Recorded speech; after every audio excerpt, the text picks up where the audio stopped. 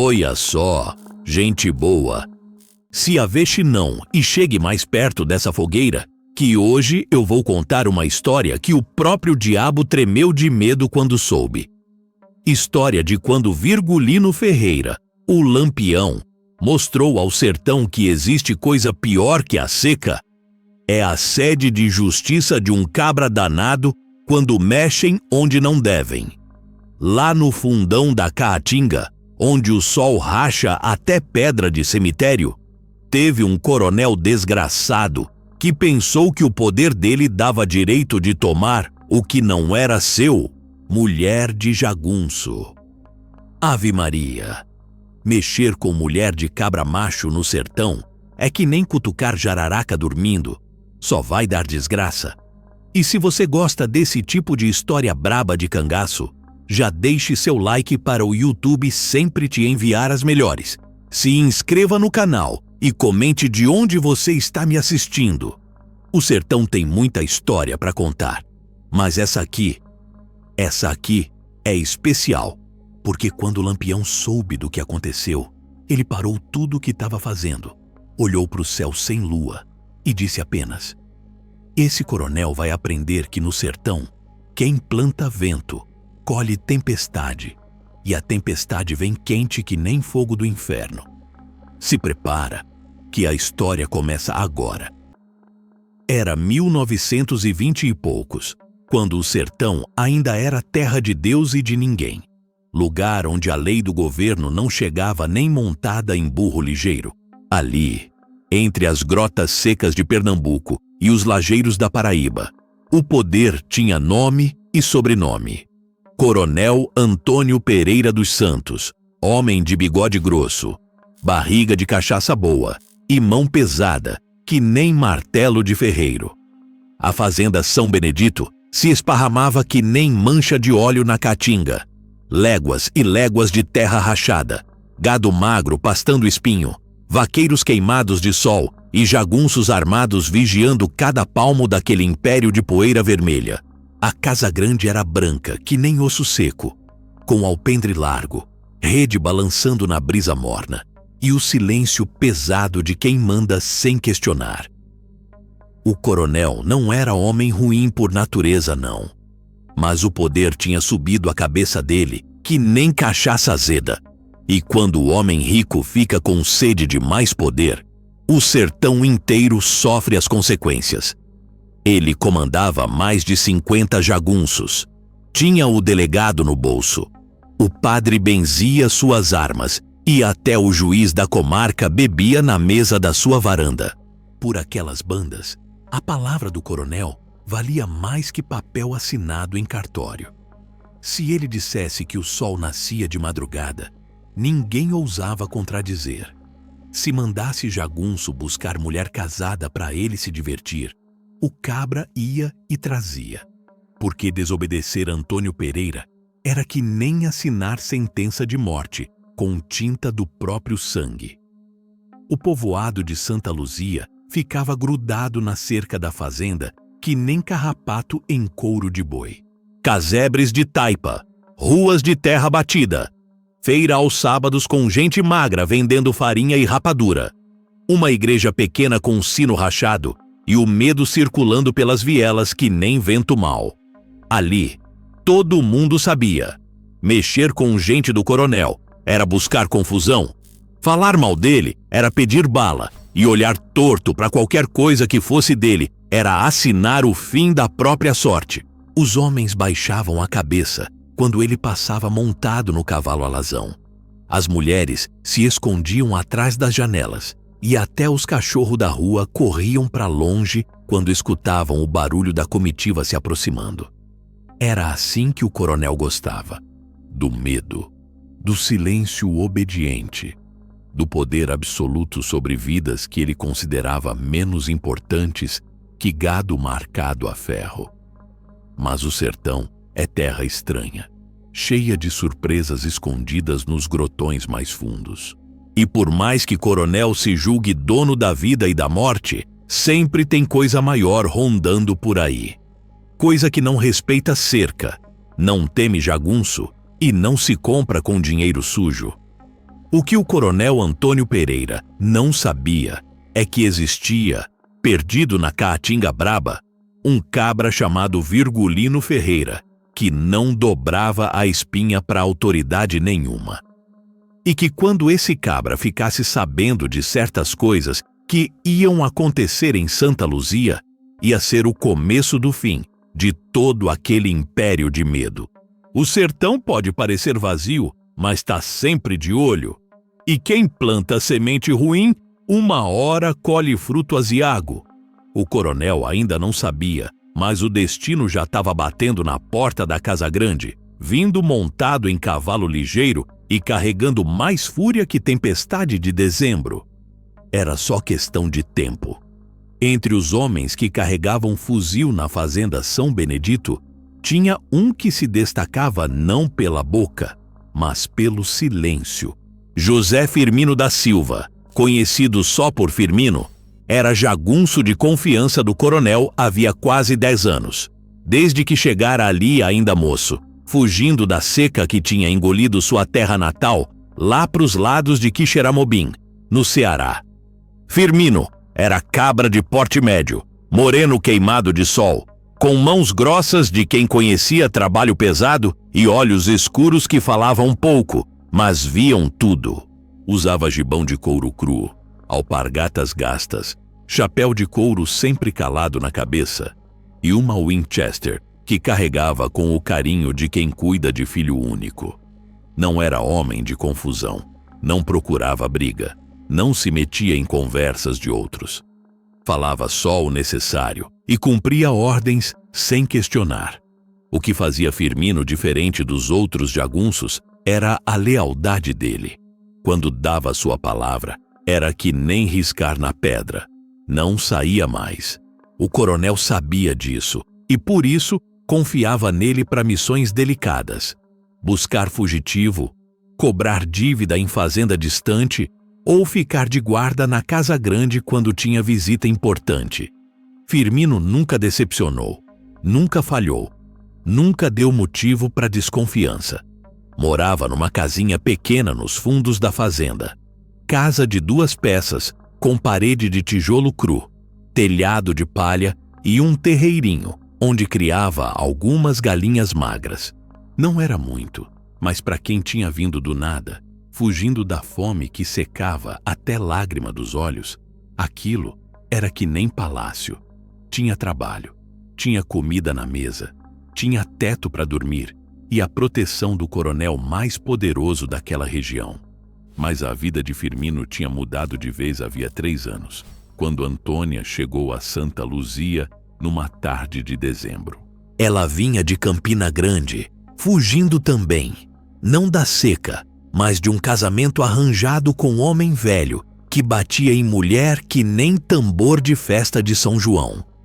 Era moça de 18 anos, pele clara, cabelo preto que nem noite sem lua e um jeito delicado de falar que deixava qualquer cabra macho com o coração batendo disparado. Firmino a viu na primeira vez que ela apareceu na feira de Santa Luzia, vendendo renda que ela mesma fazia. E desde esse dia não conseguiu mais tirar o pensamento dela da cabeça. Demorou 6 meses para ter coragem de chegar perto e puxar conversa. Mais 6 meses para pedir ela em casamento. E quando se casaram, na igrejinha de Santa Luzia, com o padre benzendo e o povo todo da vila presente, Firmino jurou para si mesmo que ia proteger aquela mulher com a própria vida. Antônia era tudo que Firmino não sabia que precisava.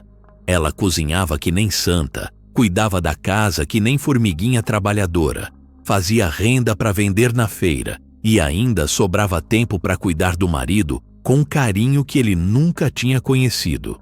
À noite, depois do trabalho, Firmino chegava em casa e encontrava a comida quente na mesa, a casa limpa cheirando a alfazema e Antônia sorrindo daquele jeito que fazia o cansaço sumir, que nem fumaça no vento.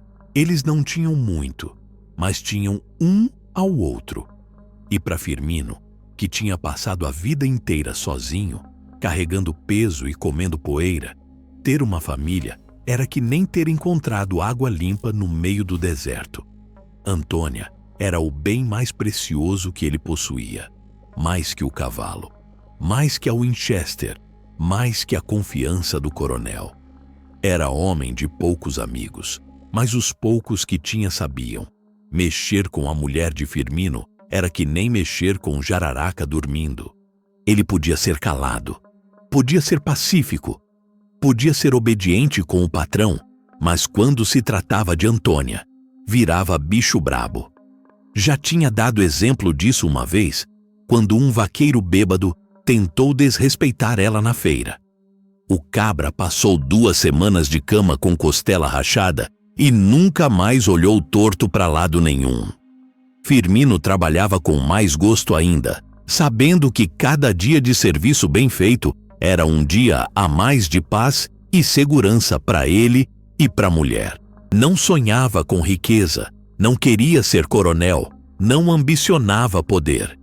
Queria apenas continuar vivendo sua vida simples, com sua Antônia ao lado e o respeito que tinha conquistado com trabalho honesto. Mas o destino, esse cabra desgraçado, já estava escrevendo outras linhas na história de Firmino. E quando o coronel Antônio Pereira botou os olhos em Antônia pela primeira vez, na festa de São João daquele ano maldito, começou a se armar a tempestade que ia mudar tudo. Firmino ainda não sabia, mas a felicidade dele estava com os dias contados. Antônia da Silva era mulher que chamava atenção sem querer. Não era por vaidade nem por provocação. Era por natureza mesmo, desses dons que Deus dá a algumas filhas e que vira maldição quando chama a atenção errada. Aos 21 anos, tinha a beleza serena das moças do interior, daquelas que crescem cuidando de casa, rezando o terço e sonhando com vida simples ao lado de homem trabalhador. Tinha cabelo preto que descia pelas costas que nem cortina de seda, pele morena clara que o sol não conseguia queimar e uns olhos castanhos que brilhavam quando ela sorria, coisa que fazia sempre quando via Firmino chegando do trabalho. Usava vestidos simples de chitão, sandália de couro que ela mesma costurava e um jeito delicado de falar que deixava qualquer conversa mais doce. A rotina de Antônia era igual à de toda mulher de trabalhador do sertão. Acordava antes do sol nascer, punha café no fogo, preparava o almoço de Firmino, cuidava das galinhas no quintal, lavava roupa no tanque de pedra que Firmino tinha construído e passava as tardes fazendo renda na janela da casa, sempre com uma cantiga baixinha nos lábios. As rendas de Antônia eram famosas em Santa Luzia e até em povoados vizinhos. Ela tinha mãos abençoadas para aquele trabalho. Saía de seus dedos uns bichinhos delicados, flores pequenas, folhagens que pareciam vivas de tão bem feitas. Todo sábado, na feira da vila, ela montava sua barraquinha de madeira velha e vendia as peças que tinha feito durante a semana. O dinheiro não era muito, mas ajudava a comprar açúcar, querosene para lamparina e algum tecido novo, quando o vestido já estava muito remendado. Era na feira que todo mundo via Antônia. Ela chegava cedinho, montava suas rendas com cuidado, cumprimentava todo mundo com educação e ficava ali até o sol apertar, vendendo seu trabalho e conversando com as outras mulheres sobre receitas, benzeduras e novidades da vila.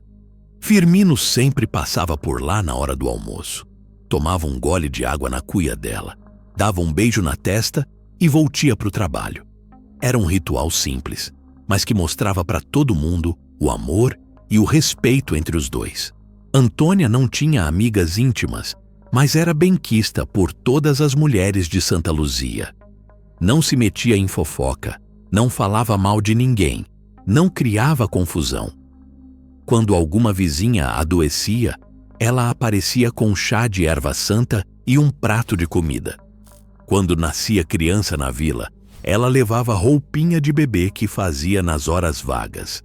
Era daquelas pessoas que melhoram o lugar só de estar presente. Na igreja, ocupava sempre o mesmo banco, do lado esquerdo, terceira fileira. Sabia todas as orações de cor, cantava as músicas com voz afinada e depois da missa sempre acendia uma vela para Nossa Senhora, pedindo proteção para Firmino e saúde para a família que ainda não tinha, mas sonhava ter um dia. O sonho de Antônia era simples: ter filhos com Firmino, ver a casinha crescer. Talvez um dia conseguir comprar um pedacinho de terra para plantar e criar alguns bichos. Não sonhava com riqueza nem com vida na cidade grande. Queria apenas continuar sendo feliz daquele jeito calmo e honesto, com o homem que amava e a vida que tinham conseguido construir juntos. Mas foi justamente essa simplicidade, essa pureza, essa felicidade serena que chamou a atenção de quem não devia. Na festa de São João daquele ano, festa que todo mundo de Santa Luzia esperava o ano inteiro, Antônia apareceu com vestido azul novo, cabelo solto, enfeitado com uma florzinha branca, e o sorriso de sempre quando dançou forró com Firmino ao som da sanfona do velho Chico. O coronel Antônio Pereira estava na festa, como sempre estava em todas as festas importantes da vila. Mas dessa vez, em vez de ficar na mesa principal bebendo cachaça com os outros homens importantes, ele ficou observando Antônia dançar, observando ela rir, observando a forma como Firmino a olhava com adoração. E foi nessa noite que o destino mudou de rumo. O coronel, homem acostumado a ter tudo o que queria, decidiu que queria Antônia. Não importava que ela fosse casada, não importava que fosse mulher de um dos seus jagunços mais fiéis, não importava que fosse feliz daquele jeito. O coronel queria, e no sertão da Caatinga, o que o coronel queria, o coronel pegava. Antônia ainda dançava, ainda sorria, ainda sonhava com sua vida simples. Mas o olhar malévolo que a seguia naquela noite já tinha decidido que aquela felicidade toda ia ter fim. Era só questão de tempo para a tempestade chegar. A desgraça começou numa quinta-feira de agosto, quando o sol rasgava o céu que nem navalha e a poeira vermelha dançava nos redemoinhos de vento quente. O coronel Antônio Pereira tinha mandado Firmino sair em viagem para a fazenda de um compadre lá para os lados de Sousa, na Paraíba, buscar umas cabeças de gado que tinha comprado. Era viagem de 3 dias. Um dia para ir, um dia para resolver os negócios e um dia para voltar. Firmino não gostou da missão. Não por preguiça, que ele nunca foi homem de se esquivar de trabalho, mas porque não gostava de deixar Antônia sozinha por muito tempo. O mundo estava ficando perigoso. Tinha notícia de cangaceiro rondando a região. E ele se sentia mais tranquilo quando podia chegar em casa todo dia e ver que estava tudo em ordem. Mas ordem de coronel não se discute. Firmino beijou a mulher na testa, montou no cavalo baio e partiu quando o galo ainda estava cantando. Antônia ficou na porta da casa, acenando com o lenço branco, até o marido sumir na curva da estrada. Não sabia que aquele ia ser o último aceno de despedida da vida feliz que eles tinham construído. O coronel esperou apenas até o sol do meio-dia para botar o plano dele em ação. Mandou 4 jagunços de confiança, Bentão, Zé do Rifle, Totó da Baixa e o Cabo Joaquim, cercarem a casinha de Firmino. Não era para machucar a mulher, era para trazer ela para Casa Grande. E se ela não quisesse vir por bem, que trouxessem por mal mesmo. Antônia estava na janela fazendo renda quando viu os homens chegando. Conhecia todos os 4. Sabia que eram jagunços do patrão do marido, mas estranhou aquele jeito sério.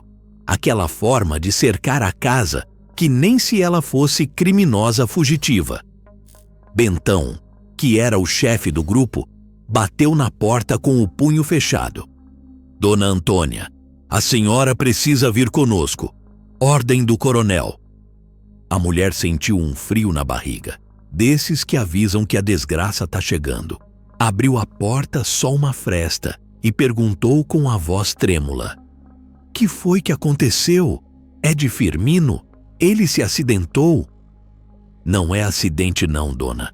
O coronel quer falar com a senhora na Casa Grande. É melhor não complicar as coisas." Antônia sabia que não tinha escolha.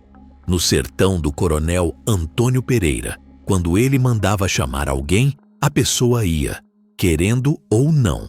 Vestiu o chale, trancou a casa e foi caminhando no meio dos 4 jagunços, sentindo o coração bater, que nem tambor de festa braba. A Casa Grande parecia diferente naquele dia, mais sombria, mais pesada, como se as próprias paredes soubessem que crime ia ser cometido ali dentro. Os outros jagunços que ficavam sempre de guarda tinham sumido.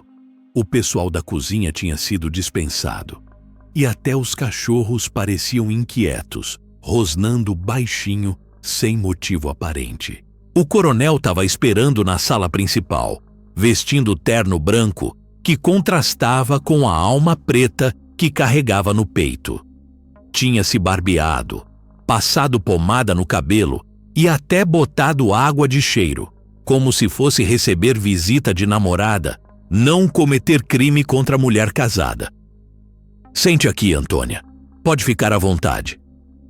Ela ficou em pé, apertando as mãos uma na outra, sentindo que alguma coisa muito ruim estava para acontecer. O coronel se aproximou devagar, como cobra que cerca o rato antes do bote. "Você é uma mulher muito bonita, sabe-a? Desperdício ficar jogada com um jagunço sem futuro, quando podia ter vida melhor. Coronel, eu sou casada. Firmino é homem de bem, trabalha direito para o senhor. Firmino não está aqui agora, e o que ele não souber não vai doer." Foi quando Antônia entendeu tudo. Tentou correr para a porta, mas os jagunços bloquearam a saída. Tentou gritar, mas a Casa Grande ficava longe demais para alguém escutar.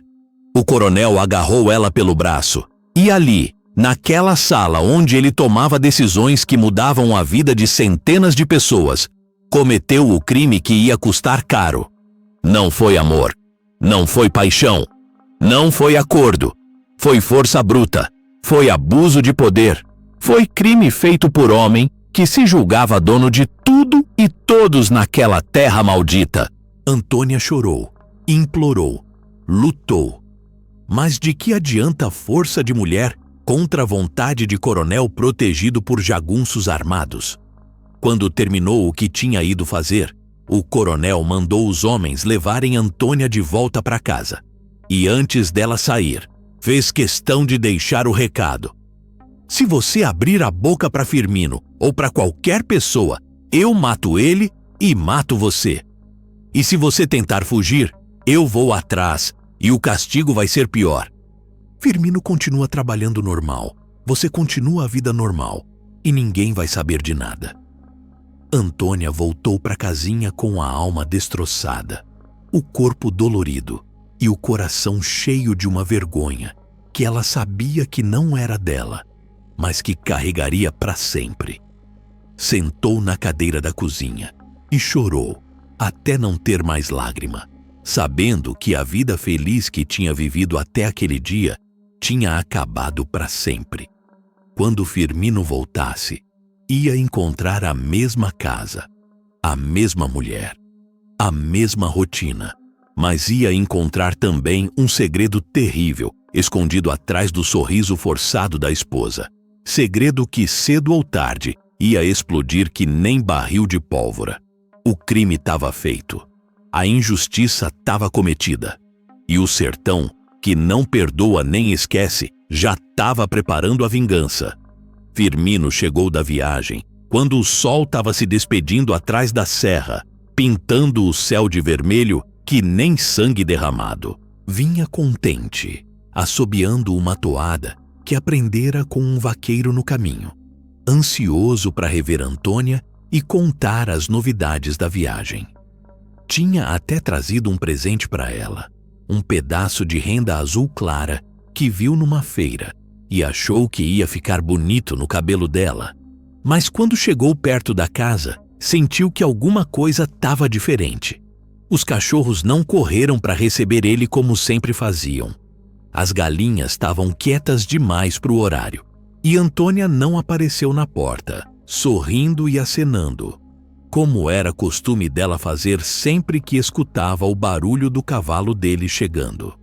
Encontrou a mulher na cozinha, de costas, mexendo uma panela no fogão a lenha. Quando ela se virou para cumprimentar o marido, Firmino viu nos olhos dela uma tristeza que não conseguiu entender. O sorriso dela estava forçado, meio torto, como se doesse para fazer. E ela desviou o olhar quando ele tentou beijar ela na boca, oferecendo só a testa. Que foi, Antônia? Tá doente? Não é nada não, Firmino. Só cansaço. Esses dias foram longos sem você. Firmino não era homem de desconfiança, mas conhecia a mulher que nem palma da própria mão. Sabia quando ela estava contente, quando estava preocupada, quando estava com dor de cabeça. E aquilo que ele estava vendo nos olhos dela era coisa nova, coisa que nunca tinha visto antes. Uma tristeza profunda, daquelas que deixa marca na alma. Durante o jantar, ela quase não comeu. Ficou empurrando a comida no prato, respondendo às perguntas sobre a viagem com "aham" e "tá bom", sem a curiosidade de sempre. Quando Firmino mostrou a renda azul que tinha trazido de presente, ela agradeceu com voz baixinha, mas não teve a alegria que ele esperava ver. À noite, na cama, quando Firmino se chegou perto dela, do jeito que marido se chega perto de mulher amada, Antônia encolheu o corpo e disse que estava com dor de cabeça. Ele não insistiu, porque nunca foi homem de forçar nada, mas estranhou. Em 3 anos de casado, era a primeira vez que isso acontecia. Passaram-se os dias e Antônia continuava estranha. Falava pouco, sorria menos ainda e tinha desenvolvido o costume de ficar olhando para o vazio, como se tivesse vendo visagem que mais ninguém enxergava. Parou de cantar enquanto fazia as tarefas de casa. Parou de ir na janela acenar quando Firmino saía para o trabalho. E até as rendas que fazia ficaram mais simples, sem aquele capricho de antes. Firmino tentou conversar com ela várias vezes, mas toda vez que perguntava o que estava acontecendo, Antônia desconversava ou inventava alguma desculpa. Disse que era problema de mulher, que era preocupação com dinheiro, que era saudade da família que ficara lá em Campina Grande. Firmino acreditava, porque queria acreditar, mas no fundo sabia que tinha alguma coisa muito errada. Na feira de sábado, as outras mulheres comentavam que Antônia estava diferente. Dona Severina, que vendia rapadura no box do lado, disse que ela parecia assombrada. Comadre Joana reparou que ela não olhava mais nos olhos de ninguém quando falava. E Maria do Carmo achou estranho ela ter parado de ir na missa de domingo, sendo que sempre foi mulher religiosa. Firmino ficou sabendo dos comentários através do Zé Pequeno, vaqueiro da fazenda que era meio fofoqueiro. Foi quando resolveu que ia descobrir a verdade, custasse o que custasse. Uma coisa era a mulher ficar tristinha por alguns dias. Outra coisa era essa mudança completa de jeito, como se a Antônia que ele conhecia tivesse morrido e no lugar dela tivesse ficado só uma sombra. Mas toda vez que tentava conversar sério com ela, Antônia chorava. E quando mulher amada chora, homem de bem para de perguntar, e só abraça. Era isso que Firmino fazia. Abraçava, consolava e prometia que tudo ia ficar bem, mesmo sem saber o que estava errado. O que ele não sabia é que Antônia chorava de desespero. Chorava porque não conseguia contar o que tinha acontecido. Chorava porque tinha medo do coronel cumprir a ameaça e matar Firmino. Chorava porque se sentia suja, mesmo sabendo que não tinha culpa nenhuma do que aconteceu. E chorava porque via o marido sofrendo com a mudança dela e não podia explicar por quê. O segredo pesava no peito de Antônia, que nem pedra de moer, crescendo a cada dia que passava. Ela olhava para Firmino e via a preocupação nos olhos dele, via o amor que ele tinha por ela, via a confiança cega que ele depositava nela e sentia uma vontade louca de contar tudo. Mas toda vez que ia abrir a boca, lembrava da voz fria do coronel. Se você abrir a boca para Firmino ou para qualquer pessoa, eu mato ele e mato você. E Antônia não duvidava nem por um segundo que o coronel cumpriria a ameaça. Conhecia o poder dele, conhecia a frieza dele, conhecia a forma como ele tratava quem desobedecia suas ordens. Tinha visto Jagunço desaparecer por muito menos do que isso. Então, ela engolia o choro, engolia a raiva, engolia a vergonha e fingia que tudo estava bem. Mas por dentro, a cada dia que passava, ela morria um pouquinho mais. E Firmino, sem entender nada, morria junto com ela. A injustiça estava feita, o crime estava cometido, e os dois, vítima e marido, sofriam em silêncio, cada um carregando seu pedaço de dor. Mas no sertão brabo, onde o vento carrega a notícia mais ligeiro que cavalo de carreira, segredo não fica escondido para sempre. E quando a verdade viesse à tona, ia ser pior que tempestade de dezembro. No sertão da Caatinga, segredo é que nem água em cuia furada. Por mais cuidado que se tenha, uma hora vaza. E foi justamente o que aconteceu com o crime do coronel Antônio Pereira. O que ele pensou que ia ficar enterrado na Casa Grande começou a se espalhar pelo mato que nem fogo em capim seco. Quem primeiro desconfiou foi Bentão, o jagunço que tinha chefiado o grupo que trouxe Antônia para Casa Grande naquele dia maldito. Bentão era cabra velho de guerra. Tinha servido outros coronéis antes e sabia reconhecer as pegadas do crime quando via. Não era homem de consciência pesada, que já tinha feito coisa pior na vida. Mas alguma coisa naquele negócio não tinha descido bem na garganta dele. Talvez fosse por conhecer Firmino há anos, saber que o cabra era trabalhador honesto, que nunca tinha dado motivo para desconfiança. Talvez fosse por ter visto o desespero nos olhos de Antônia quando ela implorava para ser levada de volta para casa. Ou talvez fosse só pressentimento de homem velho, desses que sabem que quando o coronel comete injustiça grande demais, a coisa sempre acaba mal. Bentão começou a reparar nas mudanças de Antônia. Via ela na feira, cabisbaixa, sem aquela alegria de antes. Via Firmino chegando em casa e encontrando mulher diferente, sem entender o motivo da tristeza dela.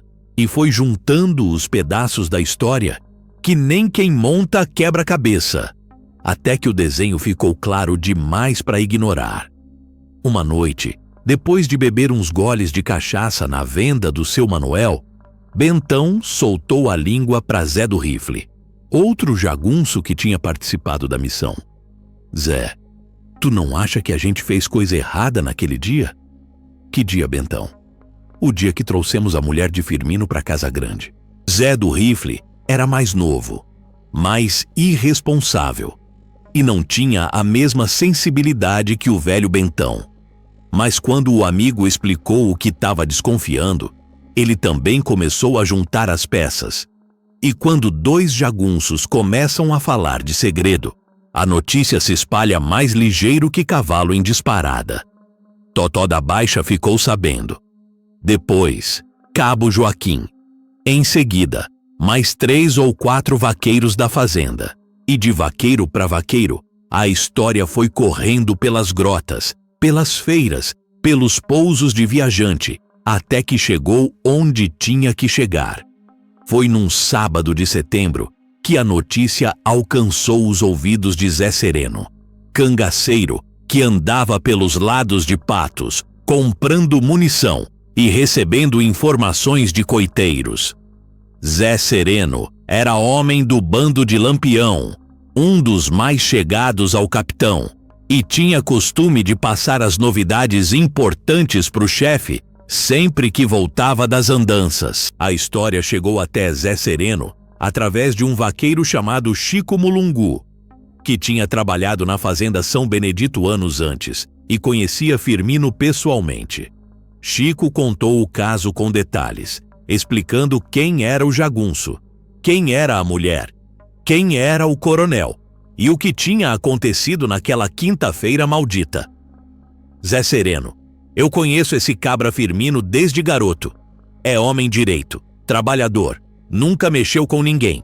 E a mulher dele é santa mesmo, daquelas que não faz mal nem a formiga. O que o coronel fez com ela foi coisa de cão danado. Zé Sereno escutou tudo em silêncio, fazendo perguntas de vez em quando para entender melhor os detalhes. Conhecia a fama do coronel Antônio Pereira. Sabia que era homem poderoso e violento, mas também sabia que Lampião não gostava de abuso contra a mulher honesta. Era uma das poucas coisas que tirava o capitão do sério, junto com traição e covardia. Chico, tu tem certeza do que tá falando? Porque se for verdade, isso não vai ficar assim não. Tenho certeza, Zé Sereno. É história que tá correndo de boca em boca por todo o sertão. O povo todo de Santa Luzia sabe, mas ninguém tem coragem de falar alto porque tem medo do coronel. Zé Sereno guardou a informação na memória e seguiu viagem. Mas quando chegou ao esconderijo do bando, no pé da Serra do Teixeira, foi direto procurar Lampião. Encontrou o capitão limpando o fuzil, sentado numa pedra lisa, com o chapéu calado na cabeça e o olhar perdido na distância. Capitão, preciso falar com o senhor sobre uma coisa que soube por aí. Lampião levantou os olhos do fuzil e fitou Zé Sereno com aquele jeito dele, de quem consegue ler a alma das pessoas só de olhar. Já no tom de voz do cangaceiro, ele percebeu que a conversa era séria. Fale logo, Zé Sereno. Que foi que aconteceu? E foi assim que a notícia do crime cometido pelo coronel Antônio Pereira chegou até Virgulino Ferreira. Zé Sereno contou tudo. O nome do jagunço, o nome da mulher, o nome do coronel, os detalhes do crime e a forma como a injustiça estava sendo abafada pelo medo. Lampião escutou tudo sem interromper, mas quem conhecia ele via que a cada palavra a fúria ia crescendo no peito dele. Os olhos foram ficando mais duros. As mãos foram apertando o cabo do fuzil com mais força. E quando Zé Sereno terminou de contar, o silêncio que se fez foi pesado, que nem chumbo. Zé Sereno, tu conhece esse jagunço? Não pessoalmente não, capitão. Mas Chico Mulungu garantiu que é homem direito. E o coronel? Esse eu conheço de nome. Antônio Pereira dos Santos. Dono de terra grande, homem rico, protegido do governo. Dizem que tem mais de 50 jagunços trabalhando para ele. Lampião ficou em silêncio por uns instantes, olhando para o horizonte onde o sol já estava se escondendo atrás das serras. Quando falou, a voz dele saiu baixa, mas carregada de uma frieza que dava medo. Mulher casada tomada à força. Isso é coisa que não pode passar em branco, Zé Sereno. Se deixar passar, amanhã todo coronel desgraçado vai achar que pode fazer a mesma coisa. E foi nesse momento que o destino do coronel Antônio Pereira ficou selado. A notícia tinha chegado onde tinha que chegar, nos ouvidos de quem não aceitava a injustiça contra a mulher honesta. O vento do sertão tinha levado o segredo até Lampião. E quando Lampião ficava sabendo de certas coisas, o diabo que se preparasse.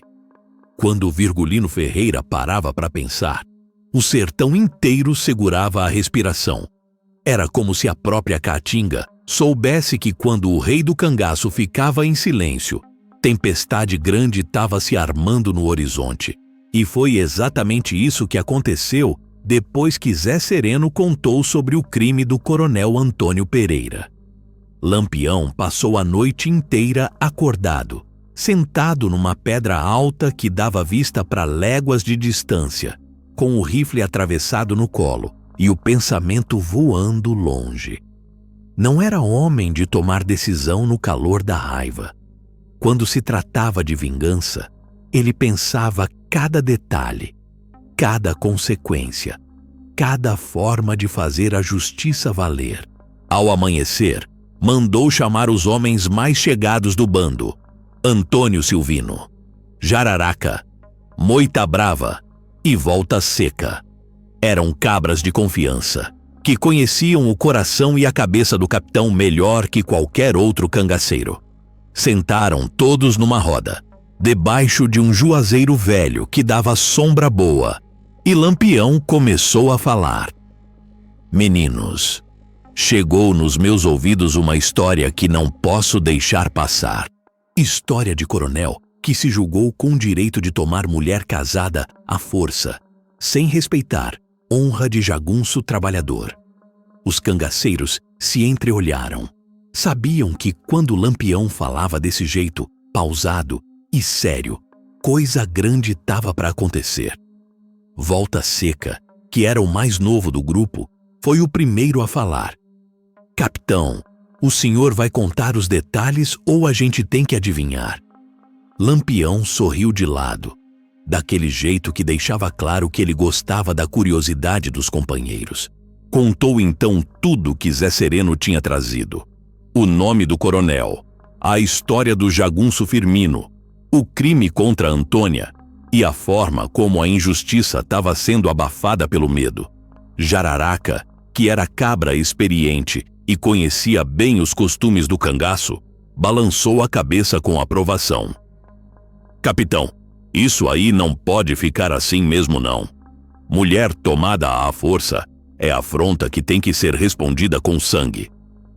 É verdade, Jararaca, mas eu quero saber a opinião de vocês todos. Esse coronel é homem poderoso, tem jagunços demais, tem proteção do governo. Se a gente se meter nessa briga, vai ser guerra grande. Antônio Silvino, que era estrategista do bando, coçou a barba antes de responder. Capitão, guerra grande a gente já enfrentou outras vezes. E se toda vez que tivesse que escolher entre o que é certo e o que é fácil, a gente escolhesse o que é fácil, não seria cangaceiro, seria covarde. Moita Brava, conhecido pela violência, mas também pelo senso de justiça, bateu o punho na coxa. Lampião, o povo do sertão olha pra gente esperando que faça justiça quando os poderosos abusam dos fracos. Se deixar esse crime passar, amanhã todo coronel desgraçado vai achar que pode fazer a mesma coisa. O que mais impressionava em Lampião era a forma como ele escutava. Não era cabra de decidir sozinho e mandar os outros obedecerem. Ouvia a opinião de cada um, pesava os argumentos, considerava as consequências. Só depois de escutar todos é que tomava a decisão final. Volta Seca, o que você acha? O rapaz, que não devia ter mais de 19 anos, mas já carregava no peito a marca de homem feito, respondeu sem hesitar. Capitão, eu acho que se não fizermos nada, vamos estar sendo covardes que nem o coronel. E covarde não é coisa que combina com cangaceiro. Lampião ficou em silêncio mais uma vez, olhando para o horizonte onde o sol já estava subindo, e prometendo mais um dia de calor danado. Quando finalmente falou, a voz dele saiu firme e decidida. Então tá decidido. Vamos fazer justiça. Mas não vai ser coisa feita de qualquer jeito, não. Tem que ser exemplar. Tem que ser pensada. Tem que deixar marca que não apague nem quando a gente morrer. Jararaca se aproximou. Que tipo de marca, capitão? O tipo de marca que faz todo coronel do sertão pensar 2 vezes antes de mexer com mulher que não é dele. Esse Antônio Pereira vai pagar pelo crime que cometeu e vai pagar de uma forma que o povo nunca vai esquecer. A partir daquele momento, o cerco ao coronel estava armado. Não era cerco de guerra comum. Não era ataque por dinheiro ou por terra. Era cerco de justiça, do tipo que o cangaço fazia quando tinha que defender a honra dos humildes contra o abuso dos poderosos. Lampião mandou Zé Sereno voltar para a região de Santa Luzia, mas agora com missão diferente. Tinha que descobrir tudo sobre o coronel. Quantos jagunços ele tinha, onde ficava a fazenda, qual era a rotina da Casa Grande, quem eram os coiteiros dele, que caminhos usava quando viajava. Zé Sereno, você vai ser meus olhos lá. Quero saber até que horas o coronel dorme e que lado da cama ele usa. Essa justiça tem que ser perfeita. E enquanto Zé Sereno partia para cumprir a missão, Lampião começou a arquitetar o plano que ia fazer história no sertão. Não era só sobre matar o coronel. Qualquer jagunço matava por dinheiro.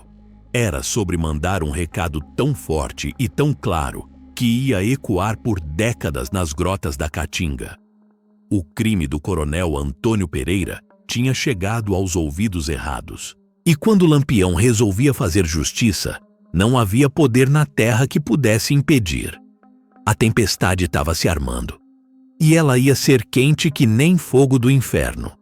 No mundo do cangaço, nem tudo era bagunça e tiro sem rumo como o povo pensava. Tinha regra, tinha código, tinha lei própria que os cabras seguiam mais firme que qualquer lei de governo. E no topo dessas regras estava uma que Lampião nunca deixou passar. Mexeu com mulher honesta de forma covarde. O castigo tinha que ser exemplar. Não era por acaso que Virgulino Ferreira tinha virado lenda viva no sertão.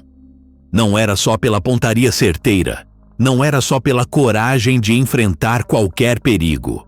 Era porque o povo sabia que quando alguma injustiça grande acontecia e as autoridades faziam vista grossa, sempre podia contar com o cangaço para botar as coisas no lugar. Lampião tinha aprendido esse código com os antigos, com Antônio Silvino, com o Senhor Pereira, com todos os grandes cangaceiros que vieram antes dele. No sertão brabo, onde a lei do governo não chegava ou chegava torta, o cangaço virava a lei dos esquecidos. Não era justiça perfeita, não era justiça limpa, mas era a única justiça que os humildes tinham. Sentado debaixo do juazeiro, com os companheiros em volta, Lampião começou a explicar por que aquela missão era diferente de todas as outras. Olha, meninos, vocês sabem que a gente já fez muita coisa nessa vida. Já brigamos com volante, já tomamos cidade, já fizemos coronel dançar na ponta do fuzil. Mas essa história aqui é especial. Jararaca, que conhecia Lampião há anos, percebeu o tom diferente na voz do capitão. Por que especial, Lampião? Porque não é sobre roubo, não é sobre política, não é sobre vingança pessoal. É sobre uma coisa que está no coração do que a gente faz. Proteger quem não pode se proteger. Moita Brava, que tinha fama de violento, mas respeitava as regras do bando, concordou. É verdade. Se a gente deixar coronel abusar de mulher casada e não fizer nada, que diferença a gente vai ter dos jagunços dele? Lampião se levantou e caminhou alguns passos, com as mãos nas costas e o olhar perdido na Caatinga. Quando voltou a falar, Era como se tivesse lembrando de coisas antigas, de conversas com cangaceiros velhos que já tinham morrido. Meu pai sempre dizia que homem se mede pelos inimigos que ele escolhe fazer. Se a gente só brigar com gente fraca, vira covarde. Se só brigar por dinheiro, vira ladrão comum. Mas se brigar contra quem abusa do poder para fazer mal aos outros, aí sim vira soldado de verdade.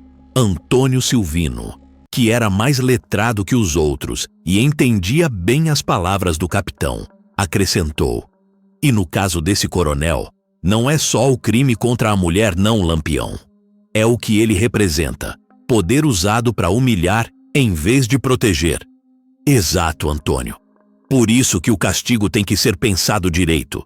Não pode ser morte rápida, não pode ser coisa que o povo esqueça na semana seguinte. Tem que ser coisa que marque, que ensine, que faça exemplo. Volta Seca, sempre curioso para aprender com os mais velhos, perguntou: que tipo de castigo o senhor está pensando, capitão? Lampião parou de andar e olhou para o rapaz com aquele sorriso de lado que aparecia quando ele estava planejando alguma coisa. Lembra da história do comerciante de Pombal que estava vendendo farinha estragada para o povo pobre? Lembro. O senhor fez ele comer a farinha podre na frente de todo mundo. Pois é, o castigo tem que ter a ver com o crime. Esse coronel usou o poder dele para causar dor e humilhação. Então, ele vai sentir na própria pele o que é dor e humilhação. Jararaca entendeu na hora. O senhor está pensando em fazer com ele o que ele fez com a mulher? Não exatamente, Jararaca, mas alguma coisa que doa tanto no corpo quanto doeu na alma dela. Alguma coisa que deixe marca, que toda vez que alguém olhar para ele, lembre do crime que ele cometeu. A ideia ainda estava tomando forma na cabeça de Lampião, mas os princípios já estavam claros. O castigo não podia ser só morte. Tinha que ser sofrimento longo. Tinha que ser humilhação pública. Tinha que ser recado mandado alto e claro para todos os coronéis do sertão. Moita Brava, que entendia bem a linguagem da violência, sugeriu: Lampião, e se a gente fizer ele confessar o crime na frente do povo todo antes de aplicar o castigo? Boa ideia, Moita. Confissão pública, castigo exemplar e uma marca que não apague nunca. Assim, todo mundo vai saber por que ele morreu e vai pensar 2 vezes antes de cometer crime parecido. O código do cangaço era simples, mas eficiente. Crime contra os fracos tinha que ser vingado. Injustiça dos poderosos não podia passar em branco, e o castigo sempre tinha que ser proporcional ao crime cometido. Não era lei escrita em papel, mas era lei gravada no coração de cada cangaceiro que se respeitava. Vocês entendem por que essa missão é importante? Perguntou Lampião, olhando cada um dos companheiros nos olhos. Entendemos, capitão. Responderam todos quase ao mesmo tempo. Então vamos começar a planejar. Porque quando a gente sair para fazer essa justiça, vai ser para valer. E o nome de Lampião vai ficar marcado no sertão como o cabra que nunca deixou o abuso passar em branco. O código estava estabelecido. A missão estava aceita por todos. Agora, era só questão de paciência, planejamento e execução perfeita. O coronel Antônio Pereira ainda não sabia, mas acabara de virar alvo da justiça mais implacável do sertão nordestino. Quando Lampião decidia que era hora de partir para a missão, o bando inteiro se transformava. De cangaceiros descansando na sombra, viravam máquina de guerra silenciosa, cada um sabendo exatamente o que fazer, sem precisar de muita conversa. Era como se fossem um só corpo com muitas cabeças, todos pensando na mesma direção. Zé Sereno tinha voltado da primeira missão de reconhecimento com informações preciosas. A fazenda São Benedito ficava a 2 léguas de Santa Luzia, cercada por 3 lados de caatinga fechada e um lado que dava para o Riacho Seco. A casa grande ficava no centro da propriedade, protegida por um muro baixo de pedra e sempre vigiada por pelo menos 6 jagunços. O coronel Antônio Pereira tinha costume de ir até a vila toda quinta-feira para resolver negócios no cartório e na delegacia. Viajava sempre com a mesma comitiva, 4 jagunços armados, montados em cavalos bons, e voltava para o final da tarde. Era a rotina que ele nunca quebrava, porque se considerava dono absoluto daquela terra. Lampião, o coronel é cabra prevenido, explicou Zé Sereno. Nunca anda sozinho, nunca muda a rotina e tem olheiros espalhados por todo canto. Mas descobri uma coisa interessante. Que foi? Toda terça-feira à noite ele manda a maioria dos jagunços para a fazenda do compadre dele, lá pro lado de Cajazeiras. É dia que chegam as boiadas novas e precisa de gente para ajudar no trabalho. Lampião sorriu. Era exatamente o tipo de informação que ele precisava. Coronel confiante demais, sempre deixava brecha em algum lugar, e Zé Sereno tinha encontrado a brecha. Quantos jagunços ficam na casa grande na terça à noite? No máximo 8, e eles ficam mais relaxados, porque é dia que o coronel não sai, não tem visita, não tem movimento. A partir daí, o plano começou a tomar forma. Não ia ser ataque de frente, que isso seria suicídio contra um homem tão bem protegido. Ia ser emboscada calculada, feita com a paciência de quem sabe que a justiça tem pressa, mas não pode ser feita de qualquer jeito. Lampião dividiu o bando em 3 grupos. O primeiro, comandado por Jararaca, ia cercar a Casa Grande pelo lado da Caatinga. O segundo, comandado por Moita Brava, ia controlar as saídas da propriedade. E o terceiro, que ele mesmo ia comandar, ia entrar direto na casa e buscar o coronel. Não quero morte desnecessária, avisou Lampião para os companheiros. Jagunço que se render vai ser amarrado e deixado vivo. Só vai morrer quem insistir em brigar. O importante é pegar o coronel. Volta Seca, que ia ficar com o grupo do capitão, perguntou: e depois que pegar ele, Lampião? Aí é que vem a parte mais importante da missão.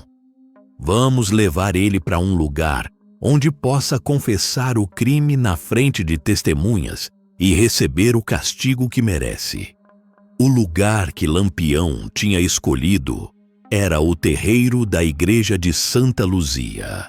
Não por respeito religioso, que Lampião não era homem muito chegado a padre, mas porque era o único lugar da vila onde todo mundo se juntava e onde as notícias corriam mais ligeiro. Antônio Silvino, sempre preocupado com os detalhes da estratégia, levantou uma questão importante. Lampião, se a gente fizer isso no terreiro da igreja, o padre vai querer se meter. E se ele tentar proteger o coronel? Se o padre tentar proteger criminoso, vai aprender que santo nenhum protege quem abusa de mulher honesta. Mas eu conheço o padre Cícero, que é homem justo. Quando souber do crime, não vai se meter contra a justiça. O plano estava traçado, mas ainda faltava a parte mais delicada: decidir qual seria exatamente o castigo aplicado ao coronel. Lampião sabia que tinha que ser algo proporcional ao crime. Algo que doesse no corpo e na alma. Algo que ficasse gravado na memória do povo para sempre. Meninos, disse Lampião, olhando para cada um dos companheiros. Ainda não decidi que castigo vamos aplicar, mas vai ser coisa que combina com o crime. Quente, dolorosa e que deixe marca permanente.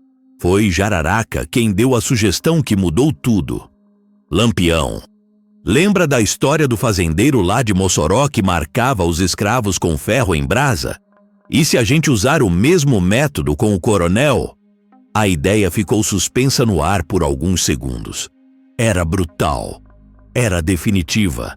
Era exatamente o tipo de castigo que ficaria marcado na história do sertão.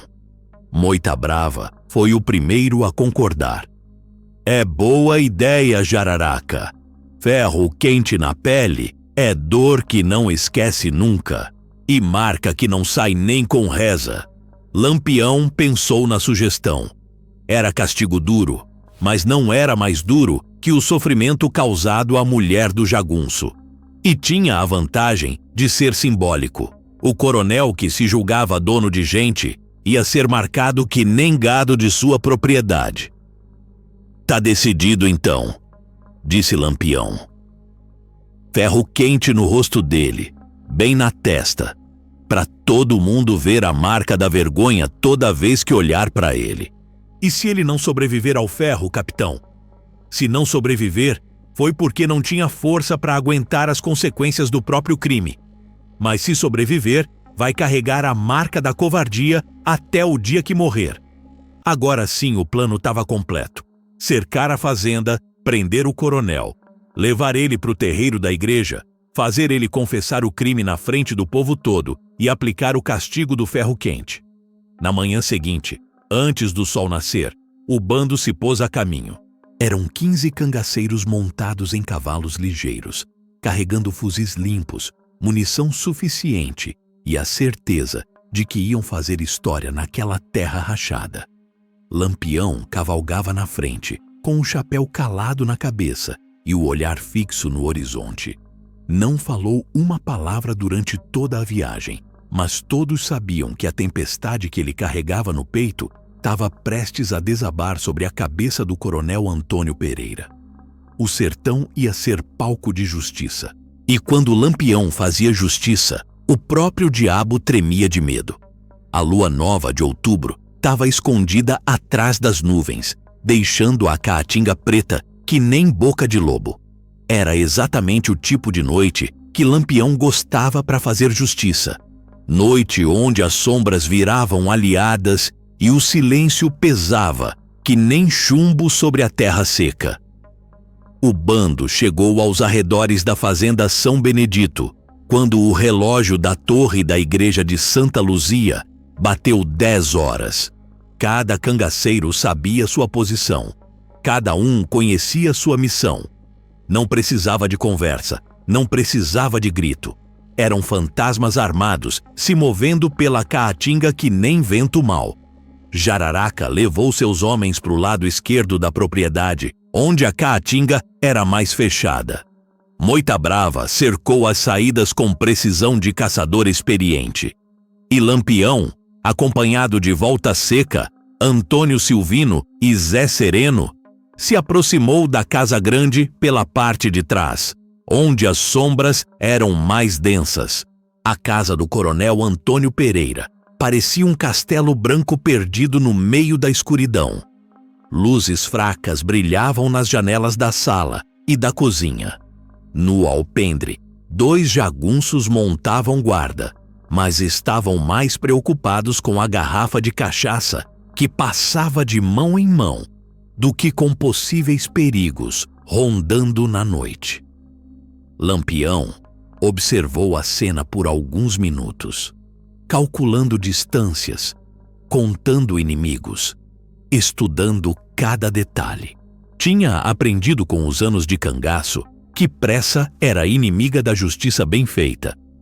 Melhor esperar o momento certo do que se precipitar e estragar tudo. Zé Sereno, sussurrou Lampião. Quantos jagunços você tá vendo? 2 no alpendre, 1 na cozinha, e deve ter pelo menos mais 3 dormindo nos quartos dos fundos. No máximo 6, como você falou. E o coronel? Luz acesa na janela do quarto principal. Deve estar lá. Lampião sorriu daquele jeito perigoso que os cangaceiros conheciam bem. Era sorriso de quem sabia que a presa estava na armadilha e não tinha mais como fugir. O primeiro movimento foi silencioso que nem sombra de urubu. Volta Seca e Antônio Silvino se aproximaram dos jagunços do alpendre por trás, enquanto Lampião e Zé Sereno cercavam a casa pela lateral. Quando o sinal foi dado, um assobio baixinho imitando coruja. Aconteceu tudo ao mesmo tempo. Os jagunços do alpendre nem tiveram tempo de largar a garrafa de cachaça. Sentiram o cano frio dos fuzis encostando no pescoço e escutaram a voz pausada de Volta Seca. Não se mexam, não façam barulho, e vocês ainda vão ver o sol nascer amanhã. Na cozinha, o jagunço que tomava café ficou paralisado quando viu Lampião surgir na porta que nem assombração. Conhecia aquele rosto dos cartazes de recompensa, conhecia aquele chapéu, conhecia aquela fama.